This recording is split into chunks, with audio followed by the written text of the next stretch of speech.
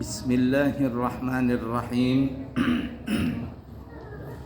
Assalamualaikum warahmatullahi wabarakatuh.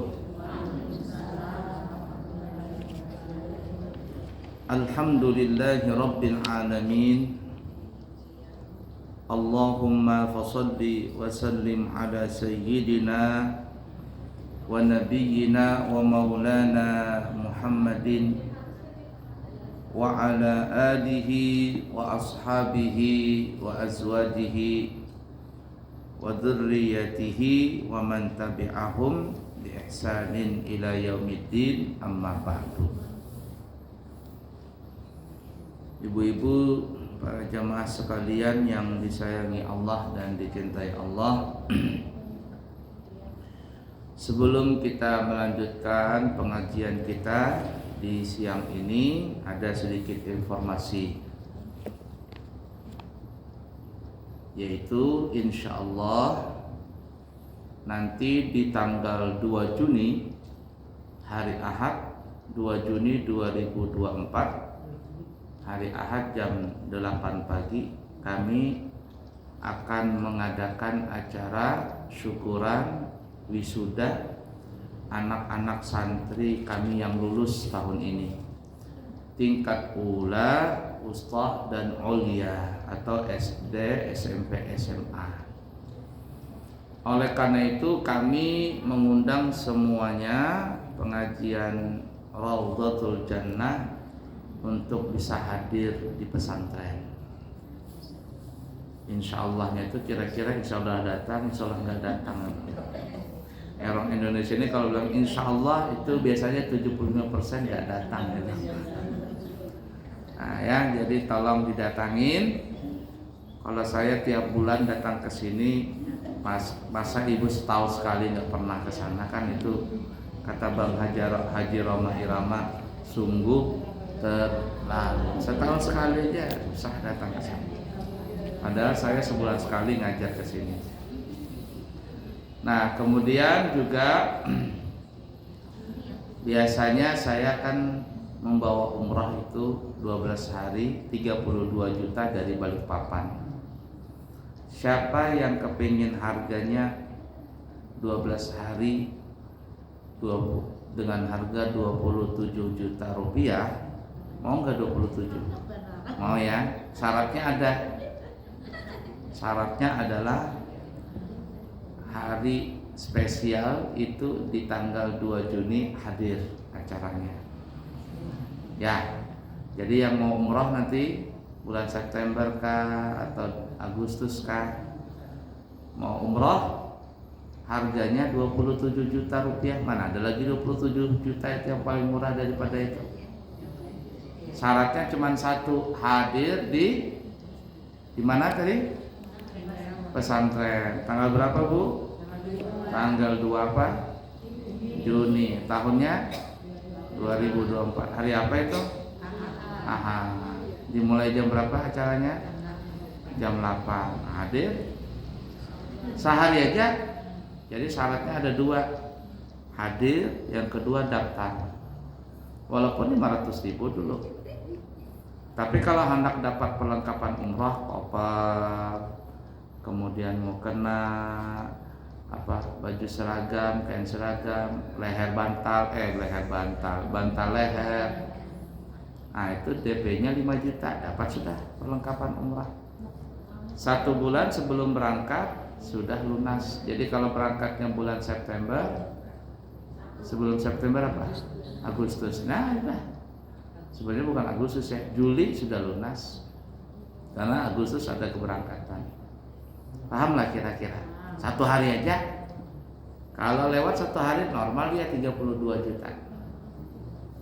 Nah, tapi kalau mau yang normal 32 juta itu bisa juga.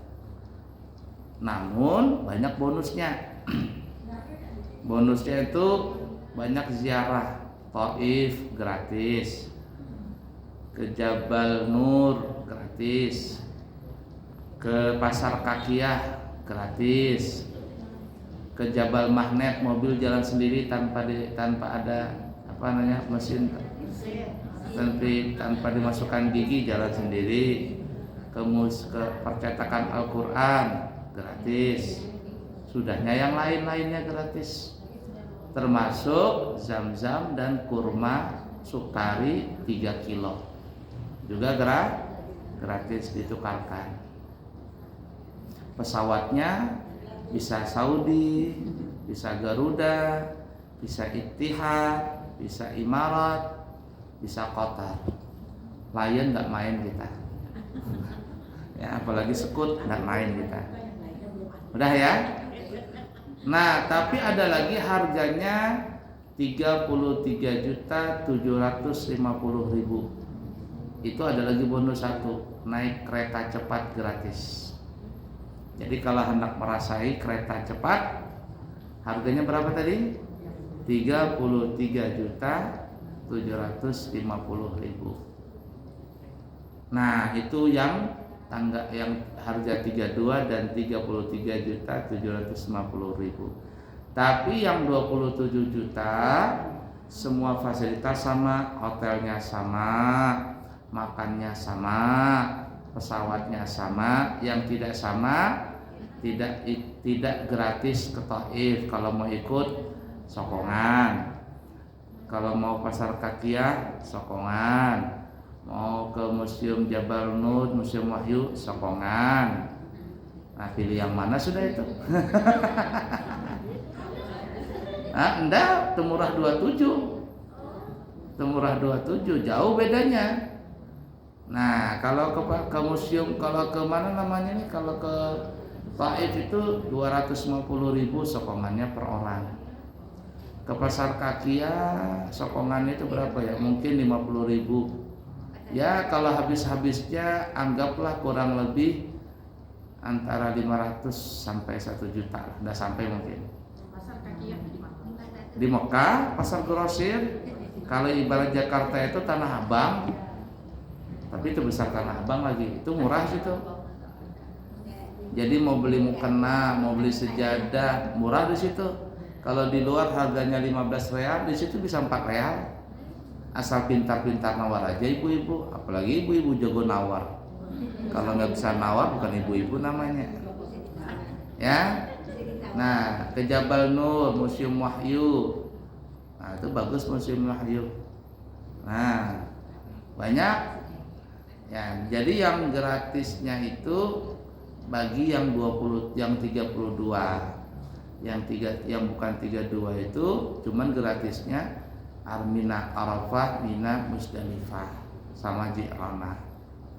Itu gratis sudah biasa.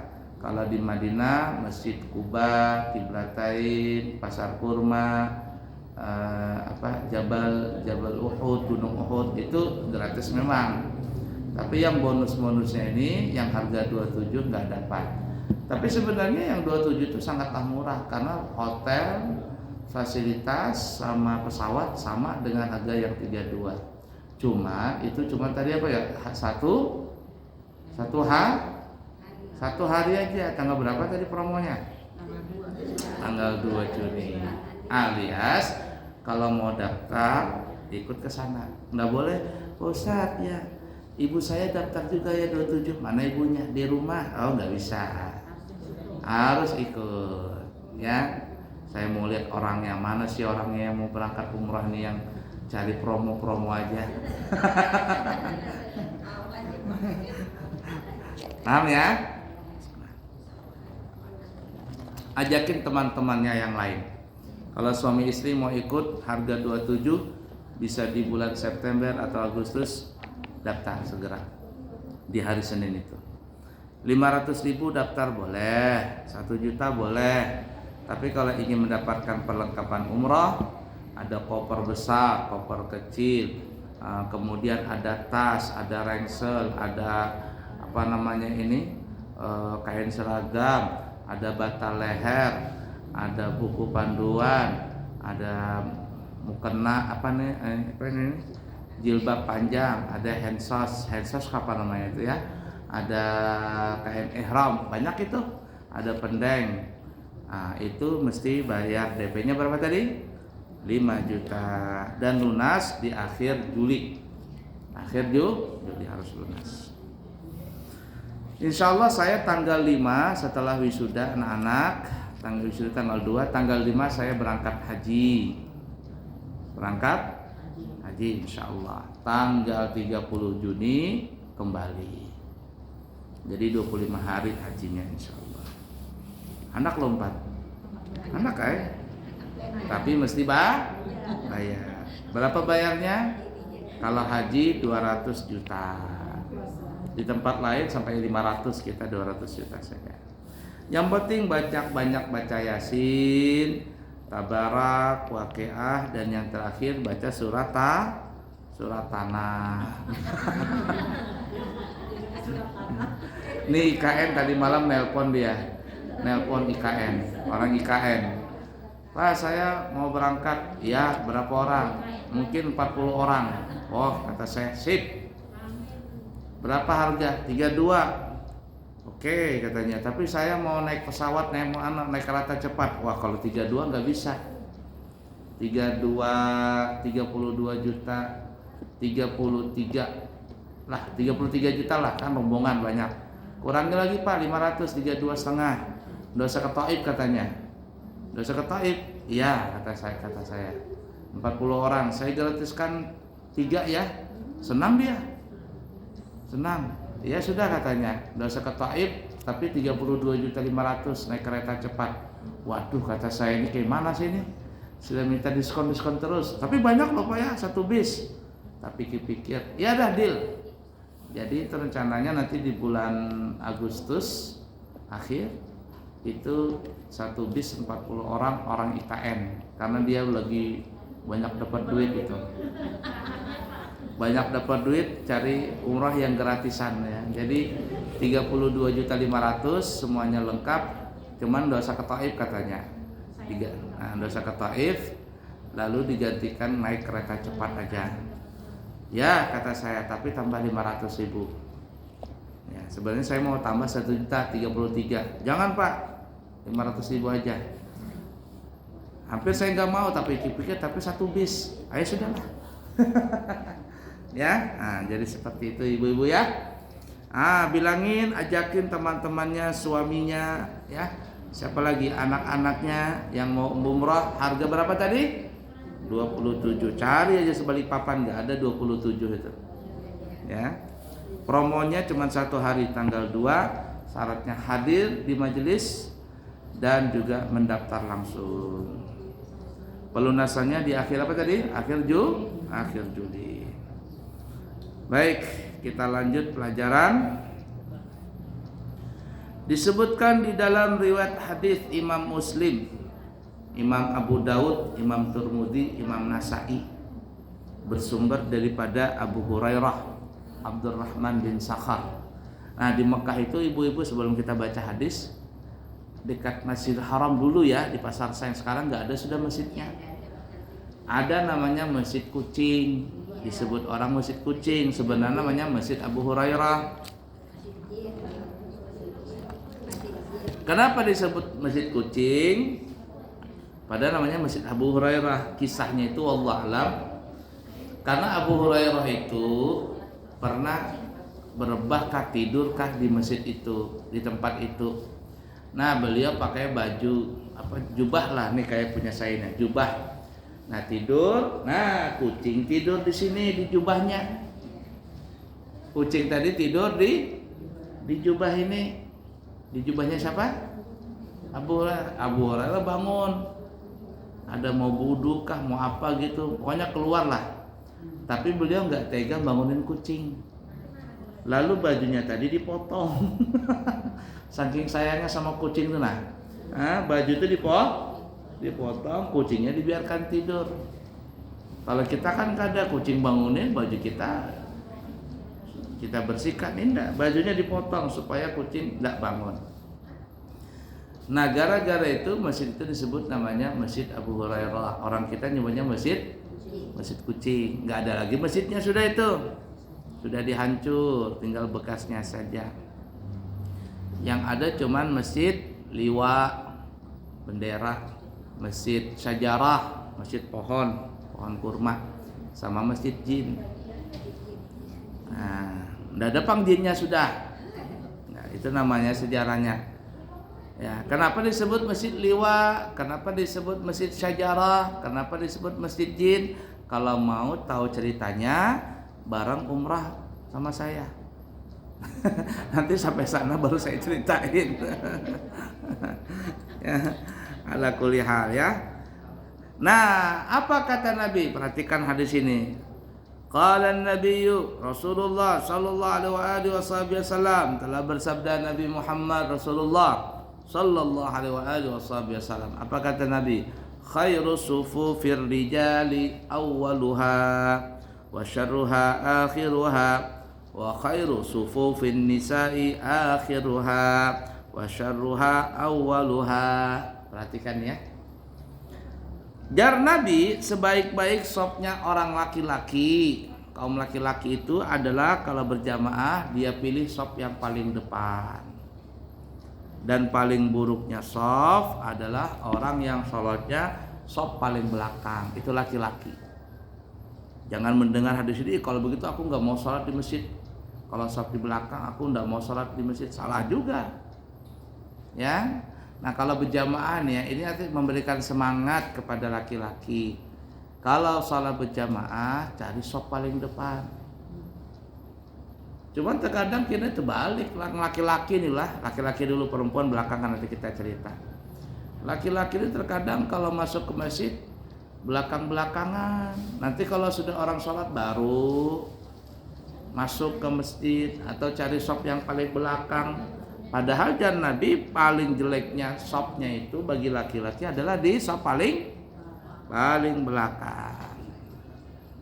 Artinya pilihlah sop yang paling depan. Cuman karena pahala tadi tidak didampakkan oleh Allah Ta'ala, banyak orang memilih sop yang di belakang-belakang saja.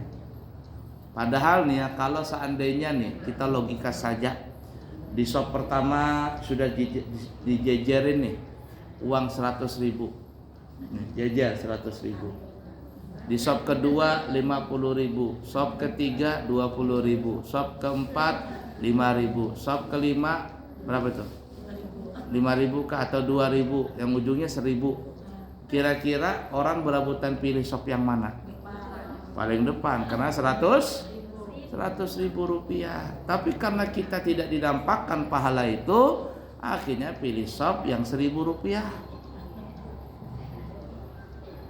Nah, itulah hikmahnya Allah tidak menampakkan sop harga nilai pahala tadi. Kenapa? Allah ingin menguji kita, pilih yang mana kita. Kalau ditampakkan itu namanya bukan orang zaman sekarang supres kapannya? Supres. Nah, supres. Sudah. Bukan supres namanya. Nah, kalau ditampakkan, tapi karena tidak ditampakkan, Allah ingin tahu yang mana sih yang betul-betul mau sholat. Nah, jangan suka di belakang-belakang laki-laki. Nah, kebalikannya jar Nabi wa khairu sufufin nisa'i akhiruha wa syarruha awwaluha.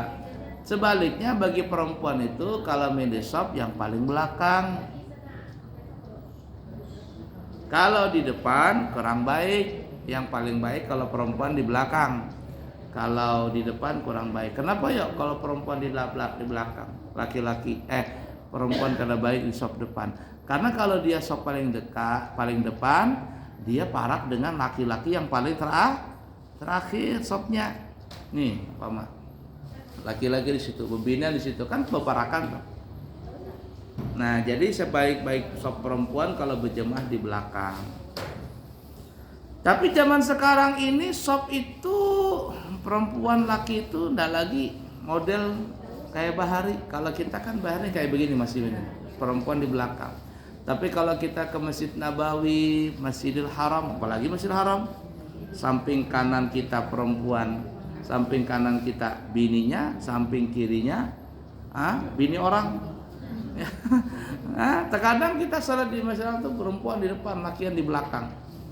Saking banyaknya manusia itu kada bisa terkontrol lagi. Nah, tapi kalau di Madinah masih bisa. Ya ini sop laki-laki, perempuan. Tapi sopnya itu kadang seperti kita ini di belakang.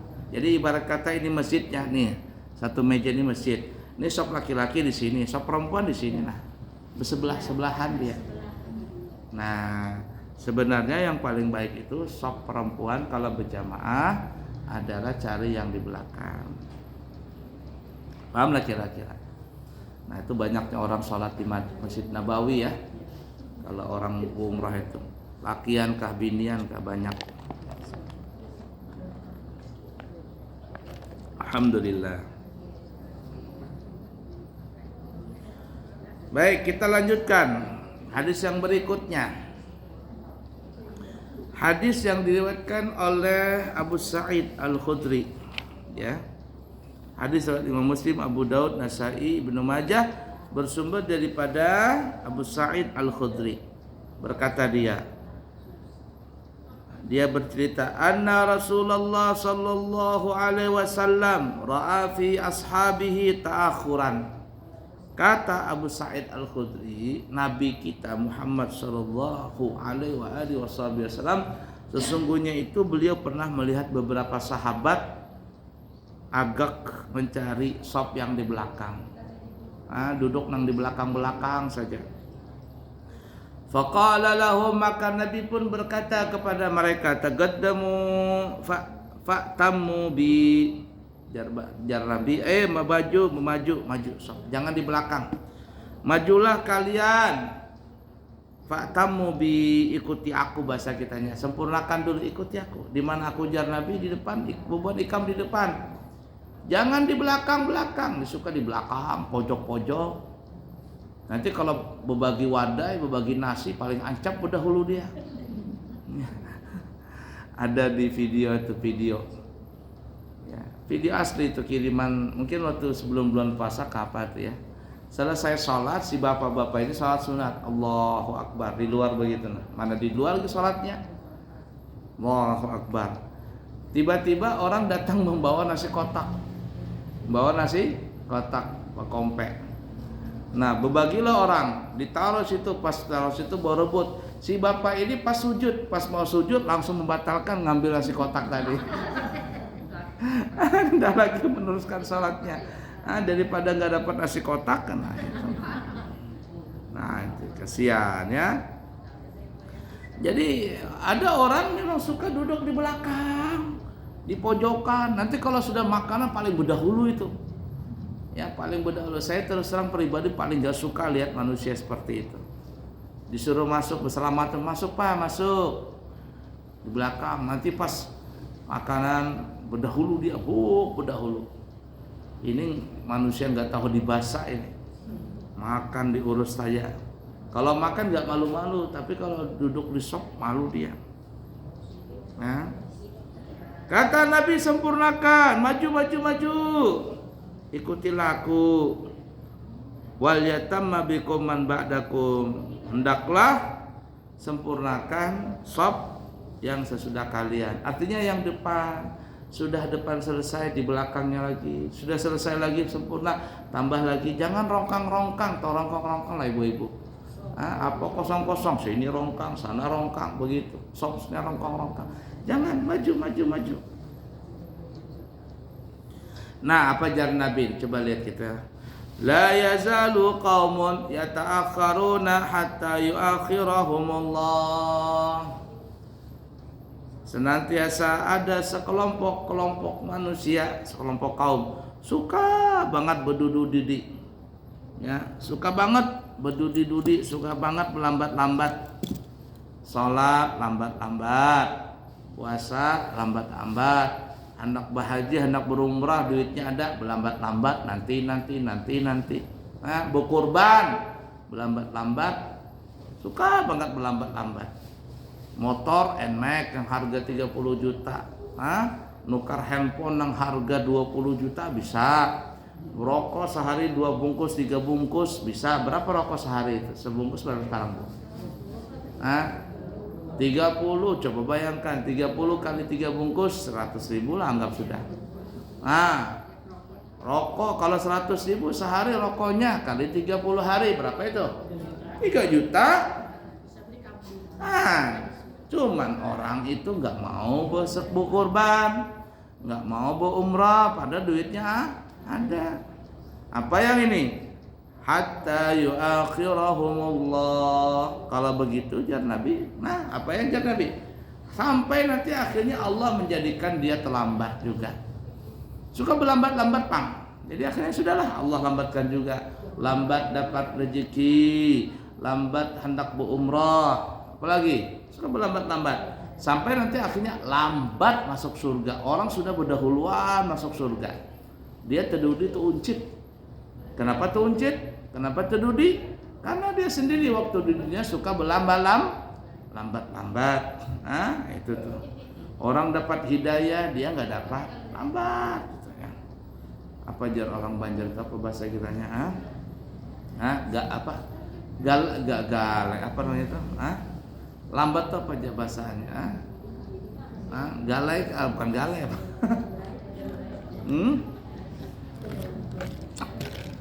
Galai benar jalan lambat, nang kayak siput jalan. Nah, jadi jangan seperti itu ya. Kalau ada suka berlambat-lambat, hatta yuakhirahumullah, akhirnya Allah bikin lambat juga dia. Dapat duit lambat, kemudian dapat jodoh lambat,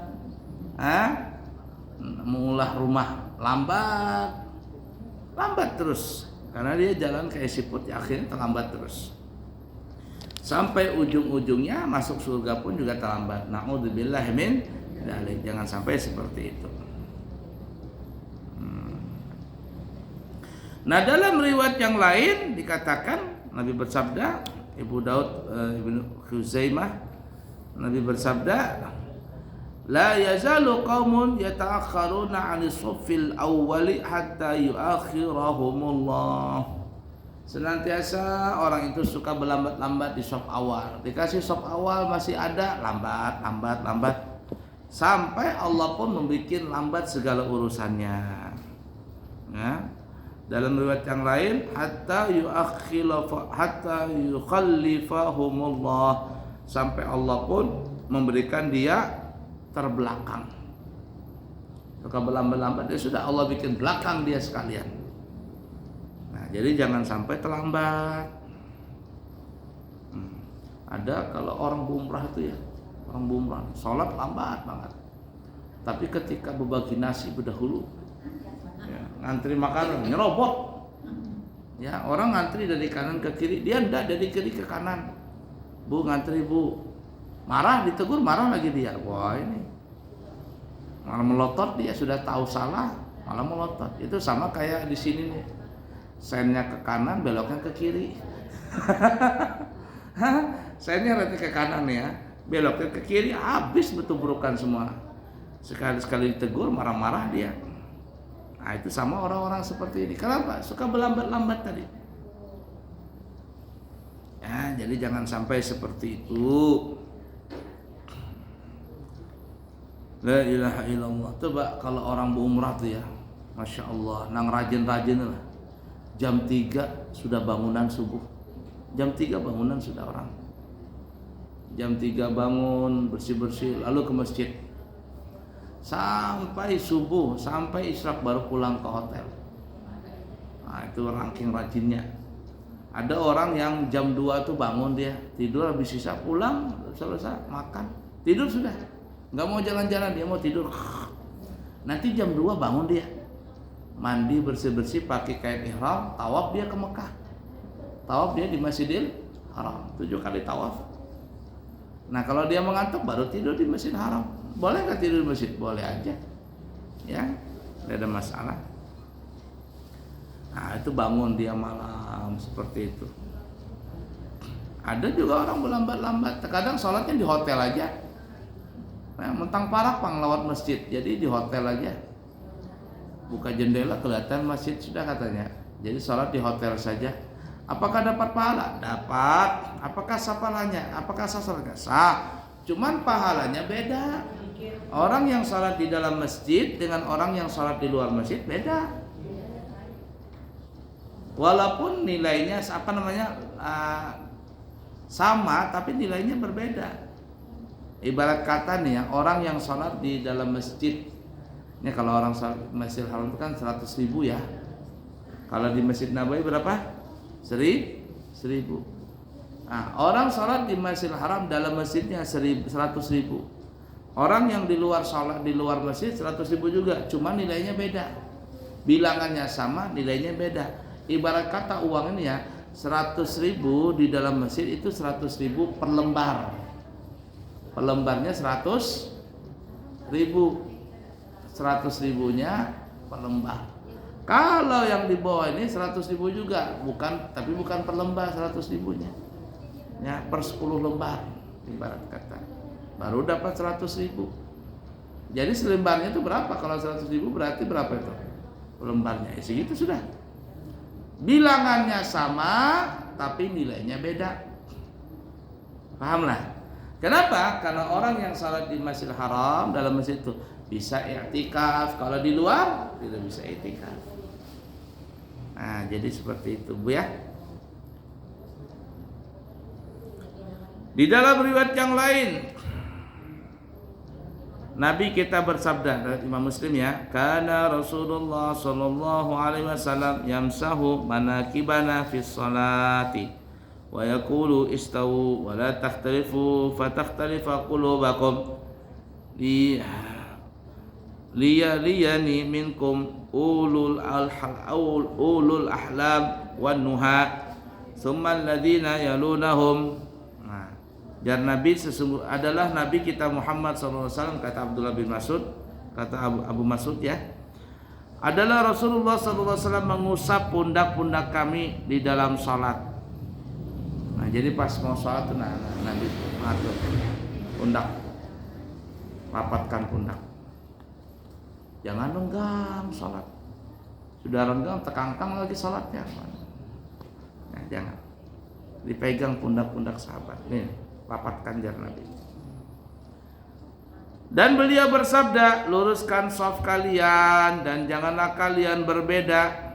Jangan maju mundur, saya maju, saya mundur, saya ranggang. Artinya shafnya bengkok-bengkok, sudah bengkok, tidak lurus, renggang lagi. Janganlah kalian berbeda, alias jangan bengkok-bengkok.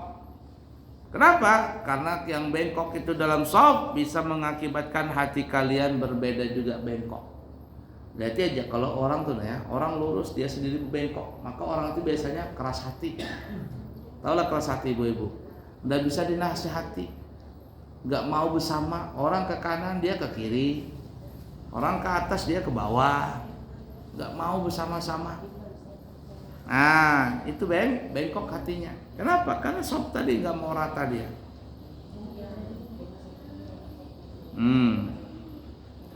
Dan hendaknya yang berdiri di dekatku dalam shaf adalah orang yang dewasa dan berilmu. Nah, begitu maksudnya ya. Kalau orang sholat di belakang Nabi, di belakang imam, itu cari nang alim, nang tuha, nang alim.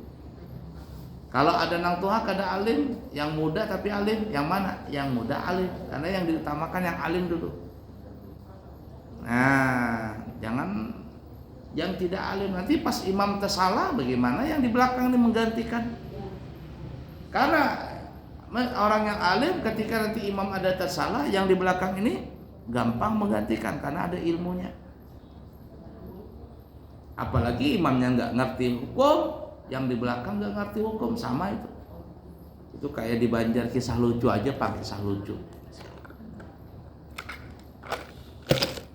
Jadi waktu itu di kampung nih kisah lucu, nggak benar ceritanya, cerita lucuan aja.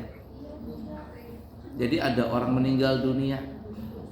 Orang ini waktu hidup, berbulu awak, badannya berbulu, banyak bulu.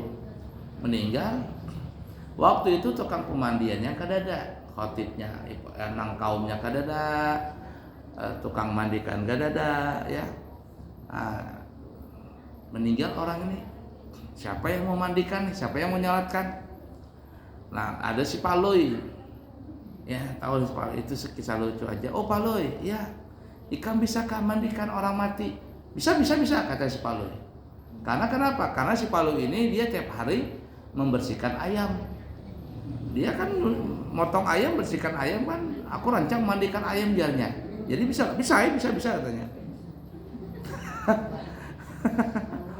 Si Paloy. Jadi dimandikan sama si Paloy. Selesai mandi, keluarganya melihat si mayat tadi bersih, gak ada berbulu sama sekali. Kata tuan rumah, kemana bulu-bulu tadi Paloy? Lah, aku mandikan pakai baju panas. Kenapa begitu? Ya kayak aku mandikan ayam jarnya. Bulu ayam kan dicabut. Oh karena boleh sebenarnya kan ya? Nah, boleh dicabut-cabut bulu orang mati itu, biarkan saja sudah. Oh tersiksa si mayat tadi, dikasihkan baju panas.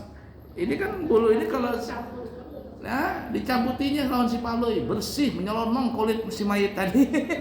Cuman bang mayat kesakitan, ibarat kata kalau dia bisa kuciak tuh.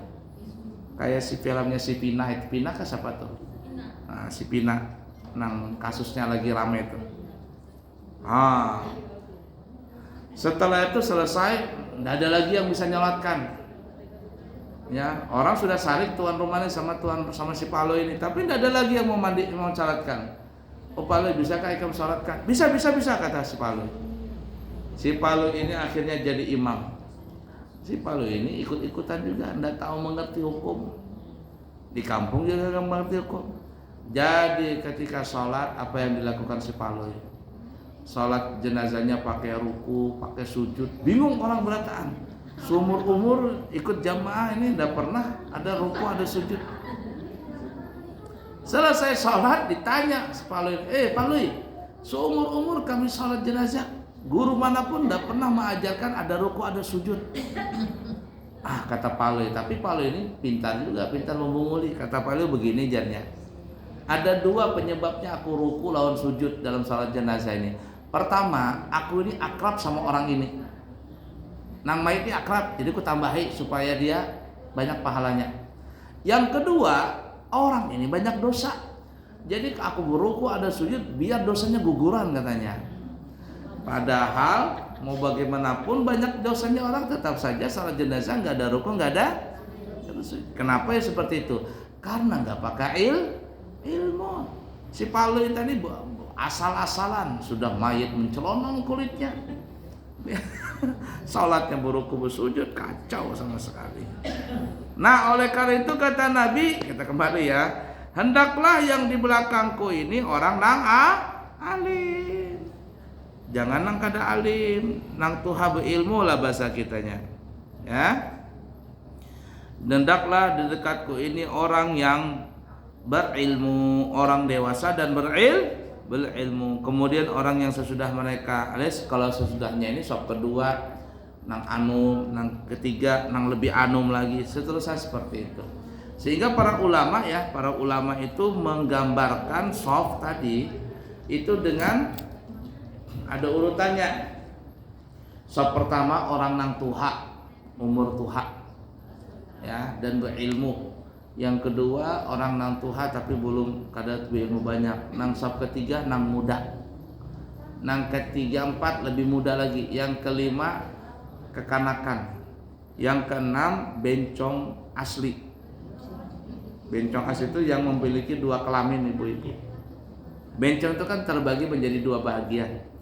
Yang pertama bencong asli. Yang kedua bencong jadi-jadian. Nah kalau bencong asli itu memiliki dua kelamin. Dia mempunyai alat kelamin laki-laki dan mempunyai alat kelamin perempuan. Nah yang kedua namanya bencong jadi-jadian. Muka keibuan, kaki kesebelasan. Ya, nah baru tuh ibu-ibu nang tuha, yang belakangnya ibu-ibu nang anum, belakangnya lagi kekanakan. Nah jadi seperti itu susunan sop. Nah jadi ginilah ibulah, nanti bulan September itu ada yang ikut sama saya, ibu-ibu dengan anaknya. Jadi ngirim KTP kemarin. Saya lihat ibu-ibu. Oh ya, anaknya saya lihat di KTP-nya bingung saya. Namanya si fulan, nama laki-laki, tapi wajahnya perempuan. Wah kata saya jangan-jangan bahaya nih. Nah akhirnya Pas saya kemarin di Mekah itu ditelepon sama ibunya, di WA maksudnya. Abu ya, tolong doakan anak saya ya agar dia mau umroh. Ya Bu Haji, kemudian juga sedikit ada kelainan dia ini, tolong didoakan. Ya Bu Haji. Nah selesai saya umroh kemarin, yang yang habis Idul Fitri, saya ke rumahnya dia ngantarkan perlengkapan umroh karena dia sudah lunas. Jadi ngantarkan koper, ngantarkan pakaian lengkap. Senang dia dapat ya kan, senang. Lalu saya tanya, mana anak Ibu Haji nih? Dia malu Abu ya keluar, dia di kamar saja. Kenapa? Ya dia itu ya begitulah. Nah dia tanya kalau dia mau ikut umrah, boleh nggak dia pakai baju kaos? Waktu ihram tuh ya, boleh nggak dia pakai baju kaos? Kata saya nggak boleh. Malu dia Pak katanya. Kenapa malu? Ya itu dia kan kayak perempuan. Jadi kalau dia nggak pakai baju, cuma pakai kain ihram, dia risih karena kayak perempuan. Cuman anak saya itu katanya Bu ya, walaupun dia begitu, dia nggak pernah jalan-jalan, nggak pernah kayak bencong jadi-jadian yang di pinggir jalan, enggak dia. Dia cuma kerja di salon, salonnya di depan rumahnya dia. Jadi genetiknya itu banyak perempuan. Jadi salon dia, memang kan orang gitu suka kerja-kerja gitu. Jadi salon, nanti selesai salon dia masuk ke rumah, kurung sudah di kamar, nggak mau kemana-mana dia. Jadi nggak keluaran kayak bencong jadi-jadian. Nah, tolong Pak didoakan anak saya, insya Allah kata saya. Rambutnya panjang boleh nggak umroh? Kata saya nggak ada masalah, rambut panjang laki-laki asal jangan rontok aja. Kukunya panjang, nah kalau kuku dipotong nanti, kuku dipotong. Kata saya ini bahaya kalau sekamar dengan saya ini. Gak apa-apa, kan dia laki-laki. Banyak Ibu, waktu bulan puasa kemarin, waktu bulan puasa saya masuk lift. Kebetulan di hotel itu ada orang India, banyak India. Ada mungkin ada 2, 3, 4, ada 5 atau 6 orang India di situ. Saya lihat wajah-wajah ini kayak wajah-wajah orang bencong. Saya bahasa Arab nggak nyambung, bahasa India nggak bisa, ya, bahasa Inggris juga nggak bisa. Artinya pakai bahasa Inggris sedikit-dikit. Ya, men. Saya bilang laki-laki. Katanya, ladies, kata saya. Karena ada satu yang betul kayak perempuan, alisnya ini masya Allah. Pakai blush on namanya itu? Bukan skincare, apa yang supaya lembut? Blush on apa tuh? Waduh, ladies kata saya. Yang lain temannya, iya ladies. Kata dia, enggak, men katanya. No, men katanya. Saya laki-laki katanya. Saya bilang Jamilah kata saya. Cantik kata saya. Malu dia. Nah waktu itu pas saya turun, banyak orang bencong nih umrohan gitu. Banyak. Nah, dia kepingin taubat, siapa tahu dapat hidayah kan. Itu saya lihat di video tuh di Sulawesi mana tidak tahu. Itu kelompok bencong semuanya. Sudah jadi haji ini datang tuh gayanya lembek semua. Nah, megang sampai begini-gini. Tapi haji semua. Kenapa? Memang dia karena itu di dalam tubuhnya ini ada genetik perempuan gitu loh. Jadi ada perempuannya, jadi seperti itu. Mau bagaimana lagi sudah. Tapi kalau memang ada genetik seperti itu nggak boleh pakaian perempuan, tetap pakaian laki-laki. Jangan pakai emas, laki-laki nggak boleh. Tapi kalau gayanya mau bagaimana lagi? Lemah gemulai jalannya. Lemah gemulai. Itu yang waktu juga bulan puasa atau apa saya lupa itu. Saya umrah pulang itu naik pesawat Saudi atau pesawat apa saya lupa kemarin. Ya, jadi itu pas pulang itu ada pramugaranya, tapi pramugaranya lembek, bencong. Kata saya, ya Allah, kenapa banyak banget bencong? Kata saya. Di Jeddah itu banyak bencong. Nggak tahu dari mana, dari Filipina, dari Thailand kah? Banyak bencong, ya Allah. Kenapa akhir zaman ini semakin banyak bencong? Ya. Itu bahaya, itu bencong itu ya. Anak-anak zaman sekarang itu, kalau anak zaman itu kan kelahi, anak zaman sekarang main TikTok. Laki-laki kayak laki perempuan, nggak ada begitu, nggak boleh. Laki-laki tegas, laki-laki itu main kelayangan begitu. Laki-laki main lari sana, ini laki-laki main behel, main apa itu, nggak boleh. Ya, main boneka. Jangan ya. Nah, jadi kata Nabi seperti itu susunan softnya. Tapi kalau ada memang bencong yang asli, bencong yang mempunyai dua kelamin, dia di belakang soft anak-anak. Ya, jadi dia baina wa baina, antara-antara, bisa jadi laki-laki, bisa jadi perempuan. Nah, jadi seperti itu ya soft-softnya. Nah, nanti ingatin kalau yang mau berjamaah di masjid, ya cari soft yang agak ke belakang dikit. Tapi kalau seandainya semuanya pilih belakang, sop lagi depan kosong. Ya pakai tirai. Nih, kalau sudah pakai tirai intinya aman sudah. Kenapa Nabi mengatakan demikian di awal tadi? Karena zaman dulu itu mungkin belum ada tirai. Ya. Sekarang bertirai. Di Madinah tuh nah kita lihat bertirai tinggi, mungkin ada 2 meter tirainya tuh. Kayak begini nah. Kokoh lagi. Itu ditendang aja nggak jatuh dia. Kalau ini kan ditendang aja, disenderin aja jatuh. Di Madinah tinggi mungkin ada 2,5 meter tingginya tuh. Batas antara laki dengan perempuan. Nah, jadi boleh ya perempuan berjamaah itu boleh. Apalagi kalau hari Jumat di Mekah Madinah banyak perempuan salat Jumat, banyak sekali ya, banyak sekali. Baik, nah itulah sekelumit tentang soft di dalam sholat. Silakan kalau ada pertanyaan sambil menunggu waktu. Silakan.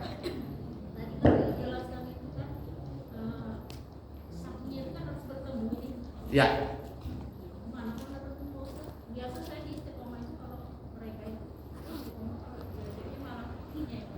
Baik. Jadi dalam hadis ini kalau kita lihat yang bertemu itu bukan kaki ketemu kaki, tapi bahu. Jadi kaki itu patokannya rata, bukan rapat. Yang rapat itu bahu. Kalau dia bahu rapat, insya Allah kaki rapat juga. Tapi kalau kaki rapat belum tentu bahu rapat. Nah, jadi kaki itu urusannya lurus. Tapi urusan rapat kalau menurut hadis tadi adalah bahu. Nah, lurusnya itu kalau kita bicara lurus ya soft tadi, ujung tumit itu diletakkan sama rata di garis yang sama. Umpaman ya, nih garisnya ya, garis kuning ini. Jadi semua tumit-tumit orang yang sholat itu diletakkan di garis yang kuning ini. Loh, kenapa patokannya tumit bukan jari? Nah, karena telapak kaki kita itu berbeda-beda. Ada yang panjang gemuk, ada yang panjang kurus, ada yang pendek gemuk, ada yang kurus pendek, sudah kurus pendek lagi. Nah, coba bayangkan, ini anggap telapak kaki ya, walaupun cuma telapak tangan. Nah, yang satu punya telapak kaki pendek. Nah, sedangkan patokannya ini di tumitnya ini kita pinggul nih mau rata. Kalau seandainya patokan itu adalah ujung jari kaki, nah gini modelnya, maka yang jarinya pendek, yang telapak kakinya pendek, dia akan ke depan sopnya. Ya, tapi kalau patokannya tumit, nah jadi sama rata belakang ini. Paham tidak maksudnya? Nah, jadi untuk lurus itu adalah meletakkan tumit di satu garis sop yang sama. Tapi untuk merapatkan sop bukan kaki ketemu kaki, tapi bahu ketemu bahu. Ada orang sholat mengangkang, kemudian renggang, dia geser kaki sampai dia mengangkang. Kenapa kamu begitu sholat begitu? Supaya setan gak masuk lewat samping katanya. Iya, setan gak lewat samping, tapi setan lewat bawah sekalian itu. Lewat bawah, kan mengangkang setan malah mudah dia nging katanya. Paham tidak? Nah, dan tidak boleh kita melebarkan kita punya kaki itu. Artinya gini ya, kita bisa melebarkan kaki kita, yakni kaki kanan dengan kaki kiri, hanya sekedar berapa besar kita punya pinggul. Makanya kata ulama, meletakkan kaki itu, kaki kanan dengan kaki kiri, kurang lebih hanya sejengkal saja. Jangan mengangkang, tidak boleh. Ngambil jatah orang kita. Atau tidak mengangkang tapi kakinya begini nah modelnya nih. Ada nggak orang sholat? Nah letter Q begini sholatnya. Nah nggak ngangkang, cuma dia begini sholat. Oh, nah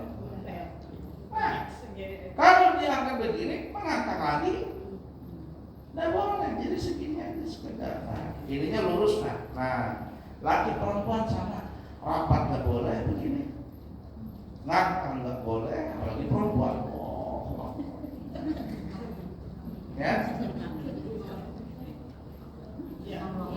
Sekali. Nggak? Nah, jadi seperti itu. Ada jengkel diinjak sekalian. Sekedar saja menyentuh, tidak perlu begitu. Ada sekedar saja. Kalau bersentuhan sudah, jangan juga.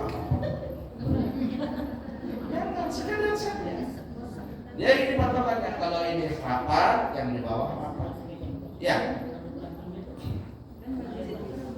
Nah perempuan nggak boleh ngangkang. Perempuan tidak boleh ngangkang. Baik, ada lagi pertanyaan?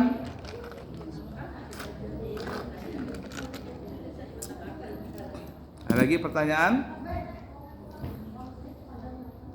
Nggak ada. Pertanyaan yang lain mungkin? Habis? Baik, kalau habis kita stop dulu. Insyaallah kita sambung lagi. Jangan lupa sekali lagi saya undang semua ibu-ibu, bapak-bapak, suaminya, anaknya, tetangganya, neneknya, kainya, datuknya sekali. Untuk hadir di mana tadi? Pesantren Al Islaminul Anwar. Hari apa? Hari Ahad, tanggal 2 apa? Juni tahunnya 2024, minggu depan. Hadir ya. Saya tiap bulan ke sini. Ibu-ibu gak kesana, wah kata Bang Haji Roma Irama sungguh terlarang. Ya. Dan yang kepingin umrah dengan harga 27 juta rupiah, promonya spesial cuma 1 hari. Jadi di hari itu syaratnya hadir mendaftar. Ya. Berapapun boleh dua harganya. Maksudnya mendaftarnya. Tapi kalau 5 juta DP-nya langsung insya Allah mendapatkan perlengkapan umrah. Ada koper besar, koper kecil yang untuk di kabin dan bagasi, ada kain ihram, ada mukena besar, ada jilbab besar, ada handsos, ada bantal leher, ada kain seragam, ada tas, ada bukan kompe ya, ada tas jinjing, ada tas ransel, tas jinjing ini. Banyak, mungkin ada berapa item tuh ya. Nah itu ya, jadi seperti itu. Baik, kiranya cukup sekian dulu. Semoga ada manfaatnya. Saya tunggu majelis taklim Rodotul Jannah di pesantren Al Islaminul Anwar. Kiranya cukup sekian. Insyaallah kita bertemu di kesempatan yang akan datang. Subhanakallahumma wa bihamdika asyhadu an la ilaha illa anta astaghfiruka wa atubu ilaika wa akhirul kalam. Wassalamualaikum warahmatullahi wabarakatuh.